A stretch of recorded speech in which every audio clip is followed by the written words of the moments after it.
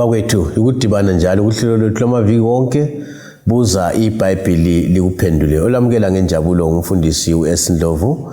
Ngiphahlwe ngabafundisi bami ababili njengamaviki wonke, umfundisi CK Mpofu lo OP Mpofu. Ngithanda ubana basamukele nxa singene ehlelweni namhlanje. Siyabonga mfundisi, salibonani balaleli. Siyahlangana njalo kuhlelo lwethu buza iBhayibheli likuphendule. Okhulumayo nguwena wansuku zonke umfundisi uMpofu CK. Salibonani balaleli, sihlangana njalo ehlelweni lethu lapho esikholisa khona ukufunda ilizwi likaThixo sindawonye. Sengathi ke inkosi ngaba lathi njalo kuleli viki, uMoya Ngcwele asikhokhelele, asikhanyisele, asiphe ukuzwisisa lamandla ukuthi ilizwi leli lenza umahluko ezimpilweni zethu. Yikho engikukhulekela ukuthi lenza umahluko. uNkulunkulu asifusise. Mfundisi uOP Mpofu, siyabonga. Siyabonga bafundisi, siyabonga kakhulu ukubana lisincedise ukuzwisisa incwadi kaSambulo, incwadi abanengi ababona ngani nzima. Yithini ke singakahambi umango omude ngihle ngiphinde inombolo zocingo nxa udinga ugwalo iGreat Controversy noma ingxabano enkulu 0718444196. Siyabonga. Sisingena kusifundo salamhlanje sikhangela incwadi kaSambulo ikakhulu isahluko sesibili. Lamhlanje sikhangela amavesi 18 sisiya ke ka28. Ungathatha iBhayibheli lakho uSambulo ngo2 sizakhangela incwadi kaSambulo sahluko sesibili indimana ka18 size siyekhawula ngeka28. Bafundisi ake singene phakathi kwayo. Lamhlanje sikhangela ngaphi mfundisi CK? Sikhuluma ngaliphi ibandla kanje ngelesingaki? Lesine. Ibandla lesine lithiwa yini ibizo lalo? Kuthiwa yiThyatira. Thyatira. Yeah. Nanti igama. Akusichasisele mfundisi litshona igama leli njalo liqhakatheke ngani? Kuyini esikwazi ngaleli bandla? Siyabonga mfundisi, sizafunda lapha kuSambulo isahluko sesibili. Ivesi ngizafunda amavesi amabili akuqala, amanye sizawathinta sisehla ngesifundo sethu.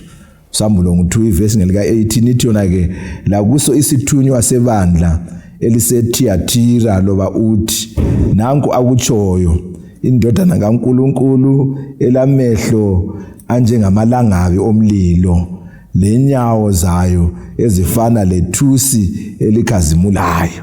19 ithi ngiyayazi imisebenzi yakho lothando lwakho lokukholwa kwakho lokubekezela kwakho lokuthi imisebenzi yakho yokugcina mnengi kule yokuqala.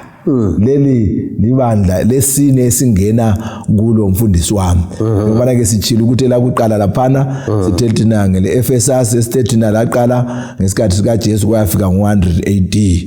Kwasokulandela elesibili elesimena elalandela ngomnyaka AD 100 kusiyafika ku313 AD. Kwasokulandela lesithathu lePergamos esithethina kumbali yethu yomhlaba laba khona ngoAD 313 kusiya ku538. Leli eleThyatira leli liqalisa lona ngesikhathi sika AD 538 kusiya ku1568. So ibizo elithi Thyatira lona ngokwalo licho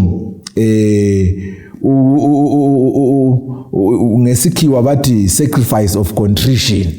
So sizancedana lapha abafundisi ukuthi nxa sisithi sacrifice of contrition ikuzinikela ukunikelela mhlawumbe singathi thina i-contrition liba lelicho mhlawumbe ukuzisola. So ibandla leli singathi lanikela ukukholwa okuqondileyo ukuze ligcine lisebenzisa okungayisiko. So singathina lalahla ukuzisola okudingwa lukholo ukuze lenze okunye okungayisiko. Nansi ke indaba. So libandla lona leli esikhuluma ngalo ngaso nalesi sikhathi esinjani esikhuluma ngaso. Singananzelela ke njengoba ke sichila ukuthi isigaba lesi ibandla leli lalahla ukukholwa okwakuyikho okuqotho laselilandela inkolo enjani engayisiyo. So endaweni yokukholwa okuyikho okuqotho babuya bafaka ukukholwa okungayisikho okuqotho. So kungena indaba esithi thina indaba ngolimi futhi lwemzini ye-compromise yokuthi ukuyekethisa. So ke laqalisa ukuyekethisa ke leli bandla ke ngaleso sizatho ke laselitshintsha ukukholwa kwakuqotho kwangena ukuyekethisa phakathi kwalona leli bandla. Siyabonga. Mfundisi Obi, lawe mhlawumbe ngasichasisela kabanzi ngebandla leli suka khona phana eliyekethisa ukukholwa. Ibandla leli futhi sikunanzelele nxa sifunda futhi incwadi kaSambulo okunye sizabe lokho esikubona ukuthi kulezi zinto eziphindaphindwayo. Incwadi leyi isikhathi sebandla leli sikhambela lesikhathi esike sasithinta kuDaniel ngale esathina isikhathi sedark ages. Isikhathi lesana sathi ngese 1260 years yiso isikhathi sebandla leli. Lapho sibona khona imithetho kaNkulunkulu yenziwa njani, yagugula luphondo oluncane yathizelwa phansi kuthiwa umnikelo wansuku zonke wanjani wanyathizelwa phansi. Yilo leli bandla leThyatira kwakuyisikhathi sebandla leThyatira lapho abantu abasuswa khona ukuthi babheke kuJesu njengomsindisi onguyothethelela izono bahanjiswa kuba priest ukuthi bayivume izono kuba priest bebhadala imali. Kwakusenzakala okuthiwa ngama sale of indulgences ukuthengiswa kwezithupha zentethelelo. So kwawusithi ngona kulokuthi uguqe phansi uvume isono kumele uye kumpriest uyebhadala imali ukuthi uthethelele. Yikho okwakusenzakala ngesikhathi sebandla leThyatira. Then okunye engxenye kungezelela khona lapho futhi isikhathi esifana nayo okwakukhuthaza ukuthi umuntu usindiswa ngemsebenzi. So singafunda embaleni uzananzelela ukuthi ababethungamela ngaleso sikhathi kwesinye isikhathi wamthola ezama ukuqansa ama steps lawana ehamba ngamadolo ekhasa njengomntwana.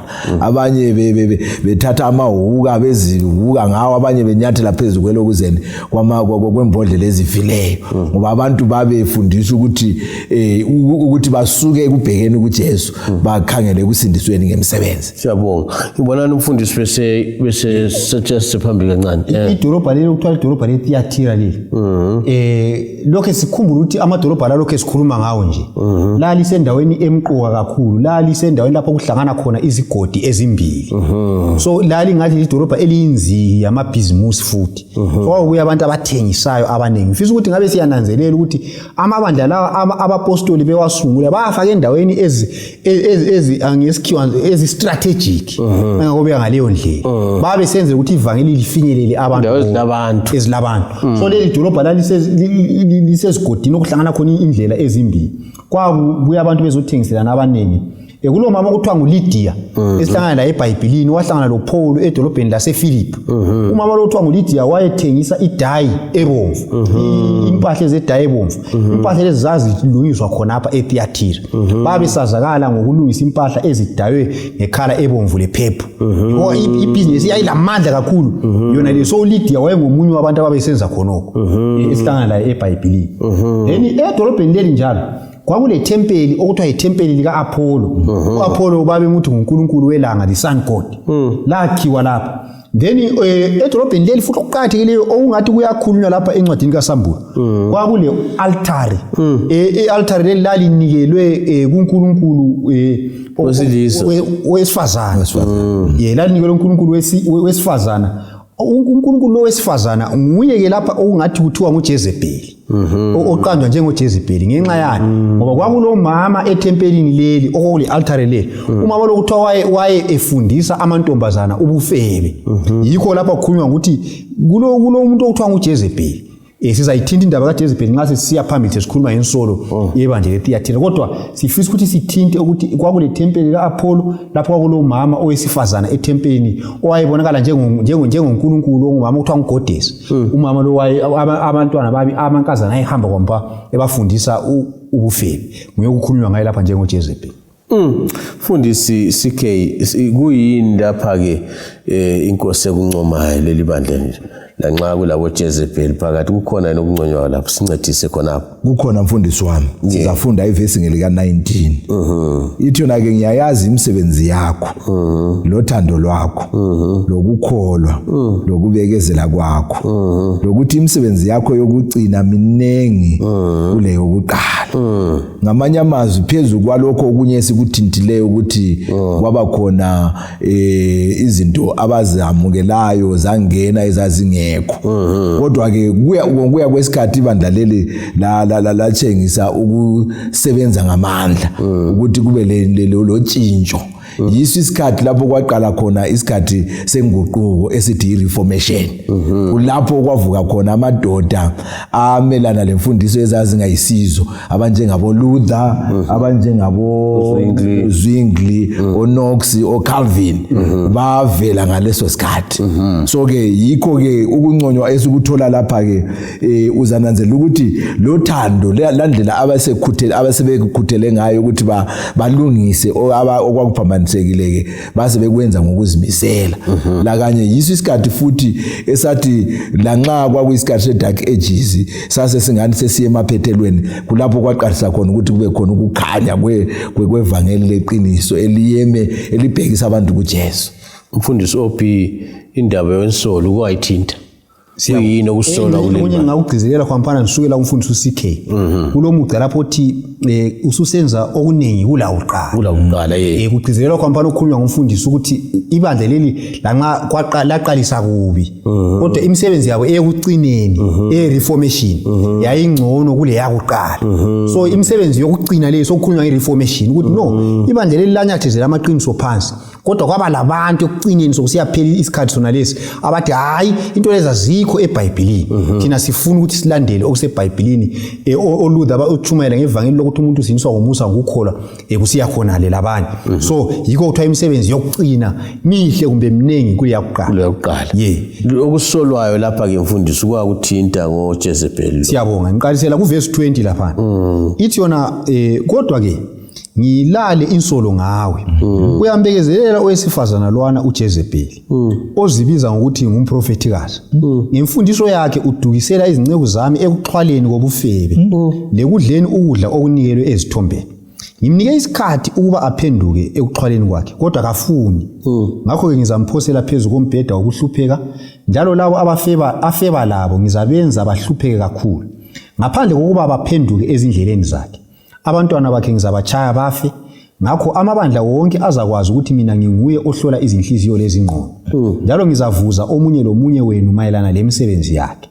Manje ke ngithi kwabanye benu eThiatira kini elingabambelanga emfundisweni yakhe njalo elingafundanga okuthiwa izimfihlo ezizikileyo zikaSathane kungayikulethusa omunye akangiyukulethesa omunye umthwalo. So lapha kukhulunywa ngoJezebeli uthi njengoba bese ngichasile lapho ukuthi kwakulomama owayefundisa amantombazana obufeba yikho lapha kuthiwa wena Theatira yebo ngiyakubona ukuthi lemsebenzi yereformation kodwa kulabanye bakho la abalandela imfundiso kaJezebeli ofundisa abantu bami ukukhonza izithombe lobufebe. So ibandla leli njengoba sesikuthintile ukuthi umama lo wayefundisa abantu ubufebe njalo isikhathi lapho kwakukhonzwa khona izithombe ebandleni ngesikhathi sebandla leli eThiatira. uNkulunkulu abesithi ngenxa yothando lwami ngiphile uJezebeli labantu bakhe laba isikhathi esokuthi baphenduke kodwa kabafuni kuphenduka. So lapha sokusibisela emuva ezikhathini zika Elijah lo Ahab lo Jezebeli lapho uJezebeli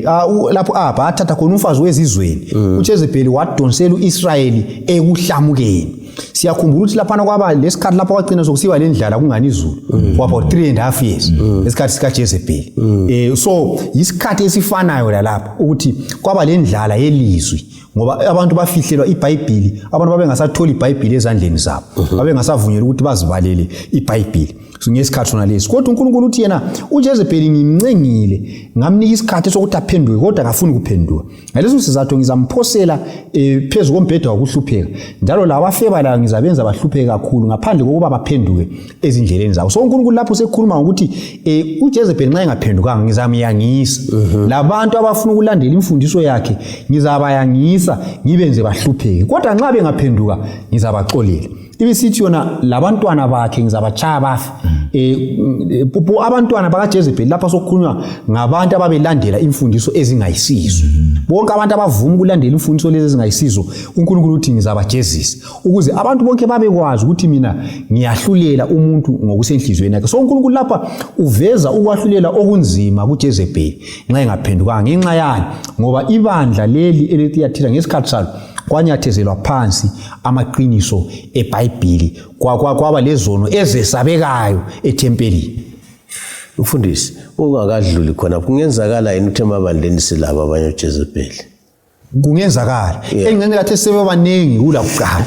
Abafundisa izinto ezingayisizo. Kunjalo. Engicela kathi sebebaningi bephakathi ebandleni. So kuyenzakala khona lokuthi umuntu esethempelini afundise izinto ezingayisizo. Kwesinye isikhathi uhlupho lwethu thina njengabantu ukuthi sidlala ngokubekezela kukaNkulunkulu. Ukuthi abantu siyakwazi uNkulunkulu uyabekezela kwenza sidlale ngezinye izinto ongamelanga sinjani sidlale ngazo. Kodwa uNkulunkulu uthi ngizakuyangisa. Xa ulokhu usalela endleleni yakho ngizakuyangisa. Ayisikho ukuthi angikwazi okwenzayo ngizakuyangisa. So kuqhakathekile ukuthi kunanzelele.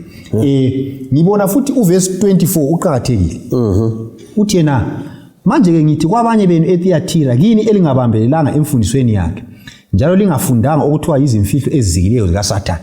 Kulento lapho ekhulunywa kuthiwa kulezimfihlo ezizikileyo zikaSathane. So kwakulabantu lapha abase be specialize ngathi mina begxile ekwenzeni isono kwangathi isikolo sobufebe lesi kwakufundiswa izinto ezizilayo ezizikileyo zikaSathane. Kulabantu ababeziqhenya ngokuthi balemfihlo yokwenza isono ebandleni leli lePergamos. Kunengi namhlanje ungananzelela uSathane uyasebenza ngalokho kuthiwa ama secret society.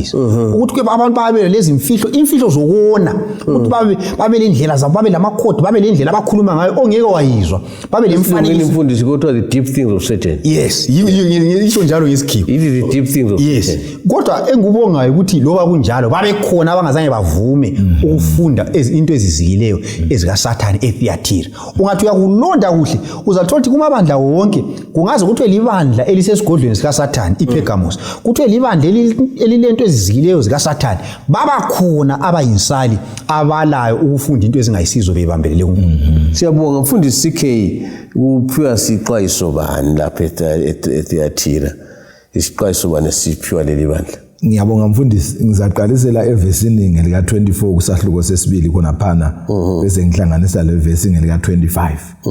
Ivesi ngelika 24 ithona ke khathesi sengikhuluma lani eliseleyo eThiatira elingabambelelanga kulokhu kufundisa elingakwaziyo okuzikileyo kukaSathane.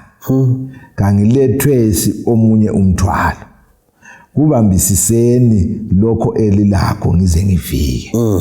Ungananzelela ibandla leli njengoba ke sesike sakhuluma ngalo yilo ibandla elithatha isikhathi eside embaleni yamabandla wonke ngoba lona lathatha umganga othatha iminyaka engu1000 ngesikhathi salo. Futhi ibandla lona leli yilo eliphakathi laphakathi kwamabandla kanjani ayisikhombisa. Lona lese center yilibandla elaphila ngesikhathi okuthiwa yiMiddle Ages. So ungananzelela ibandla leli yilibandla lakuqala kuzixwayiso zonke ezibe khona lapho uJesu akhuluma ngokuza kwakhe kwesibili. Uvesi ngu25 ihli kubeke kucaca ithona ke kubambisiseni lokho elilakho ngize ngifike. Ukwenzela ukuthi lokho elingakufundanga okuzikileyo kukaSathane linele ngahlanganyelanga kukho kodwa ke bambisana ukuthi ngiyeza. So ngamanye amazwi kulezinye imfundiso ezinenge esingahlangana lazo. Kodwa ke phezulu kwemfundiso zonke esingazifunda lesingahlangana lazo imfundiso kumele sigagahle lokwedlula zonke ukuthi uJesu uyesa futhi. Siyabonga mfundisi. Singase siye kucineni mfundisi OP isithembiso. Ikhona ngokuthi isithembiso esihle ngiyeza. Batshele ngiyeza. Sithini isithembiso lapha? Nxa siyayigqiba le ndaba. Siyabonga Sambulo 2 iverse ngu26. Sisiya ku28. Ithi yona lo onqobayo esenza intando yami kuze kube sekucineni ngizamnika amandla phezulu kwezizwe. Uzazibusa ngentonga yensimbi aziphahlaze zibe izicucu njengokwenziwa ngebumba. Njengoba ngithole amandla avela kuBaba ngizamupha le ndonsakusa lo olendlebe kezwe okutshiwo ngumoya emabandleni. So uJesu lapha usethembisa. Okwakuqala uthi yena onqobayo ngizamnika amandla phezulu kwezizwe. Kungikhumbuza uSambulo ngu20 ngale iverse ngu4 siya ku6.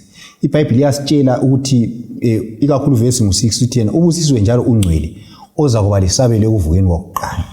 ngoba ukufa kwesibili akulamandla phezulu kwabanjalo kodwa baza kuba ngabapriest babuse kunye loNkulunkulu kweminyaka eyinkulungwane so yikho kukhulunywa lapho ukuthi abanqobileyo kumbe onqobayo uzaphiwa amandla ukuthi abuse phezulu kwezizwe so ngezinye indlela nxa sesizulwini ngale sizabusa phezulu kwezizwe sizakwahlulela umhlaba lo Paul uyakufakaza lokho ku1 Corinthians chapter 6 ukuthi abangcwele bazakwahlulela umhlaba so yes so sizaphiwa amandla okubusa ngibona ngathi isithembiso esihle ngoba ezikhathini eziningi emhlabeni kwesinye isikhathi kuyenzakala ukuthi ube ngumuntu ongasimuntu walutho abanye umuntu engeke abe ngusobhuku akazabe ngumabhalane endaweni ethi akazuke encekazi abe nguprefect esikole kodwa abanqobileyo bonke ezulwini bazaphiwa amandla okubusa izizwe isithembiso mina siyangikhuthaza lesi sithembiso ngifisa ukuthi ngabe lo muntu wonke siyamqumba simnike intshukuntshu yokulandela uJesu kuthiwa uzazibusa ngentonga yensimbi aziphahlaza lapha sokuvezwa ukunqoba intonga yensimbi eBhayibhelini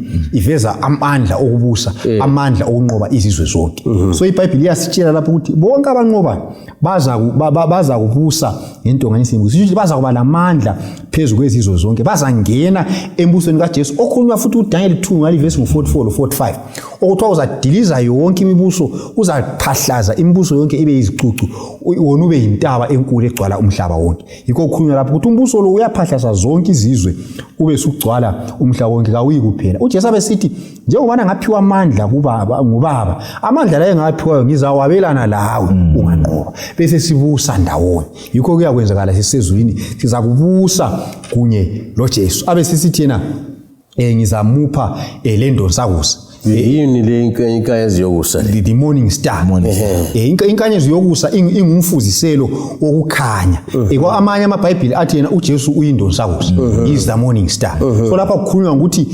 ngizakunika amandla ukuthi ubuse kunye la kumbe ngizakunika ilungelo elokubusa kunye loJesu onguye oyindonsakusa ungakayithi khona umfundisi akusincedise ukuthi ukwayikhuluma ukuthi onendlebe makezwe lokho kusho umoya emabandleni khona ukutshoni kanti kuyaphindwa kusitshoni khona kuyaphindwa lapho uNkulunkulu akuvezayo ukuthi izithembiso lezi kaziyi kula mabandla kuphela ziya kuye wonke umuntu ofundayo antu uyabona indaba so antu yonke incwadi nxa isiphela lapha kufana lokungathi yisignature incwadi le iyasayinwa ukuthi isibaliwe incwadi olendlebe makezwe lokho umoya kutsho emabandleni usithi ukuthi ofisayo ukuthi abe ingxenye yalezi zithembiso angaba ingxenye yazo ngokwenza lokhu okukhulunywe kumele kwenziwe so kawuchiyanga ngaphandle kangichiyanga ngaphandle izinto ezithenjiswayo lapha zingaba zami zingaba ngezakho yebo ndisihlwa wahlwa ngiqalela ukuthi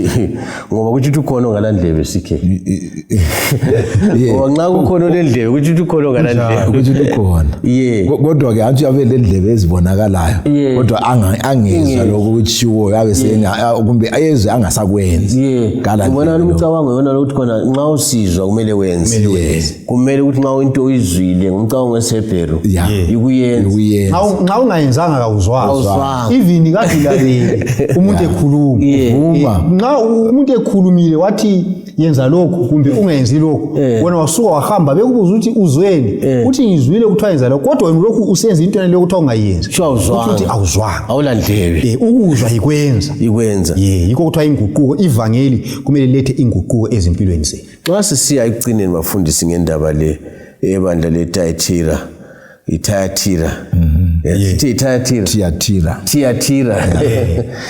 singanika isiqiniselo bani kubalaleli ithemba singabanika lona ikakhulu kulolu daba kuyini esingathi nanku umphako hambani lawo ophuma kulincwadi ebandleni lesikhuluma ngalo mina engingakutsho umfundisi wami kusukisela sisungula sibeka isisekelo sencwadi kaSambulo sakhuluma ngezigaba ezine zombono okaJohane kakhulu encwadini kaSambulo ukuthi siqala sile victorious focus lapho sibona khona uNkulunkulu esendaweni yakhe but kade nxa ngikhangele kakhulu ibandla leli leThyatira lapha ledlulileyo sesibona izehlakalo zalapha emhlabeni kodwa ke sizibona izehlakalo zona lezo ezinzima okulemfundiso kaSathane lani lemfundiso kaJezebeli lani konke khona okukhiyana isiphetho sakhona ukuthi lezi zehlakalo lezi kazingasethusi bese siseqela endaweni lohlangothini olungayisilo. Thina okwethu kasibambelele, singabambelela njengokutsho kwesithembiso sokugcina lesi siza kuphiwa umvuzo ekugcineni. Ingakayi kumfundisi CK onqobayo kuyaphindwa kungani kuphindwa ukuthi onqobayo ukuthi sazi ukuthi umvuzo kuphela kawuphiwa umuntu oqalise umjaho wangayifika emaphethelweni. But ke ungavele uqalisa umjaho uyefika emaphethelweni umvuzo ulawo. Kawuphiwa umvuzo kuphela ukuthi lo ngiyoqalileyo lo ngiyocinileyo. As long as ungenile emjahweni wayaphutsha uyathola umvuzo. Siyabonga mfundisi onqobayo. Lapha kuthiwa khona ingakayi onqobayo nogcina imisebenzi yami kuze kube sekupheleni lowo ngiyakumnika amandla phezu kwezisu. Kunjalo. So ukunqoba kuthi ukuthi kusempini. Ukunqoba kuthi ukuthi kule opposition kulophikisayo. So kuqhatheke ukuthi sikunanzelele ukuthi umvuzo ngowabaza kunqoba loba lo ophikisayo. Okuhle futhi ukuthi uNkulunkulu kasithiyisi sodwa empini yonale. Uyasamkelisa amandla kuphela nxa sivuma ukuxhumana la insuku zonke. Okunye njalo engubonayo lapha ukuthi kumabandla wonke lawo uNkulunkulu ulabantu abaza kusindiswa. Khonokho ngubona kuqhathekile.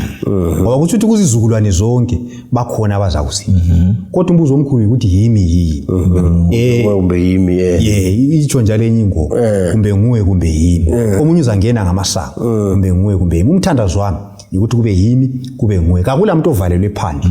Amandla kaJesu igazi lakhe lenele ukuthi likunike amandla okunqoba eThiatira lapho kulo Jezebeli khona. Amandla uyawamkeliswa ukunqoba ungavuma ukuxhumana noJesu. Balaleli siyabonga abafundisi ukusincedisa kakhulu nxa siphenya lindaba sifike emaphethelweni silikhuthaza ukuthi asiqhubekeni phambili sindawonye silalela. Sibonga abafundisi bethu, sibonga njalo lo baba uNcube okamthwalo ubana asibambele imtshina.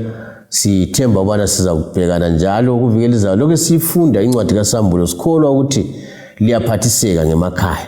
Nxa kade uhamba lathi kusukela ekuqaliseni ulandela sukela kuDaniel kuzwela lamhlanje ngilethemba sokuvulekile. Kuthiwa imidlwane yenzani kanje yathungulula. Sokuvulekile emehlweni selibona ngcono. Ngithemba ke ukuthi sizahlala lingasuki khona lapho sixoxe sindawonye sidibane njalo kuviki elizayo sixoxa ngencwadi kaSambulo. Inkosi belani, inkosi sigcine sihlangane njalo singabaphilayo. Siyabonga.